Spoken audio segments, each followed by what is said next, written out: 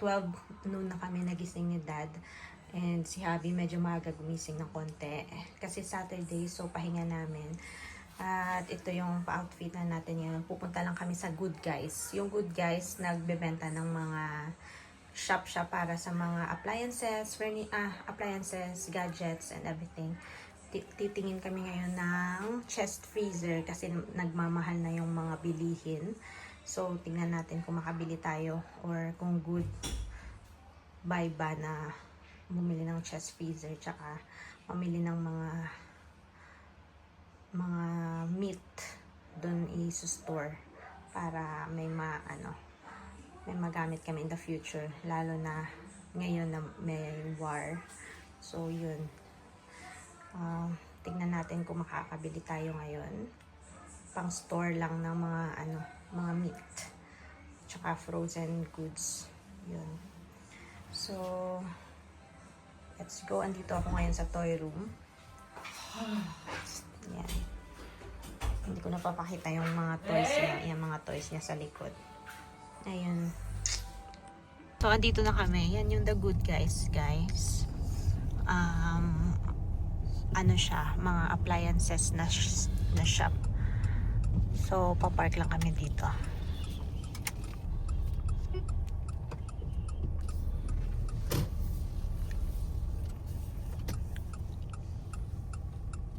Hanap tayo ng chest freezer. Ang store ng mga gamit. Mga gamit na mga meat.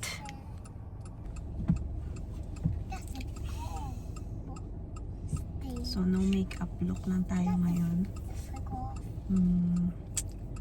And dahil nagmamahal na lahat ng mga bilihin, bibili na lang tayo ng chest freezer para makastore ng mga meat. Madaming mga meat.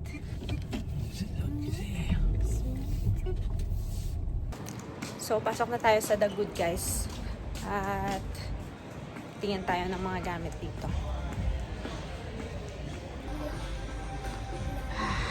Yan, puro appliances, shopping dito. Maganda mag-shopping dito kasi pwede mo ma-price match kung magkano yung nakita mong presyo sa iba. Sabihin mo lang na ipa-price match mo. Yun. Dito din kami bumili ng washing machine, ng vacuum, ng ref. Dito din. Ayan. Let's go! Ito na yung mga chest freezer, guys. Mahal din pala siya. Akala ko mga nasa 300 lang. Mahal din siya. Tako na na. Ito yung mura, 350 tsaka 399. Saan mas maganda? Black or white? Asya lang naman yan sa car eh. Yan. Para lang siyang washing machine yung size niya. Pwede na tayo mag-store ng mga dyan. Westinghouse. Muna kami dito sa kitchen warehouse, guys. Pinag-iisipan pa namin kung bibili namin yung chest freezer. Kasi lampas na siya sa budget. So, let's go. Paano na lang din po siya? Laminate. Brown lamination. Opo, si Laika. Ubusan ng pera.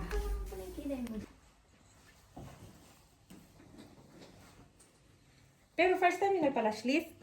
First Ever time. since? Yes. Mga virgin.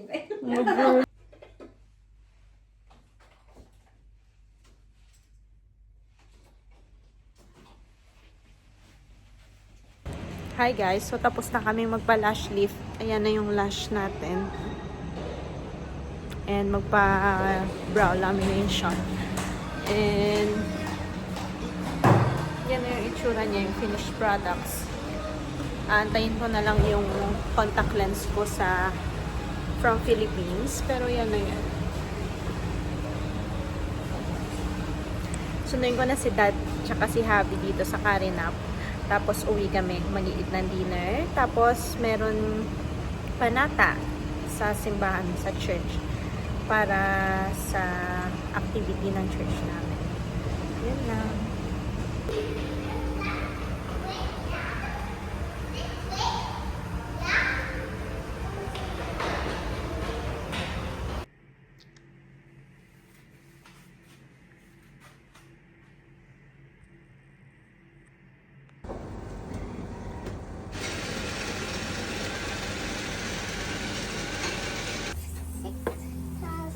Neng.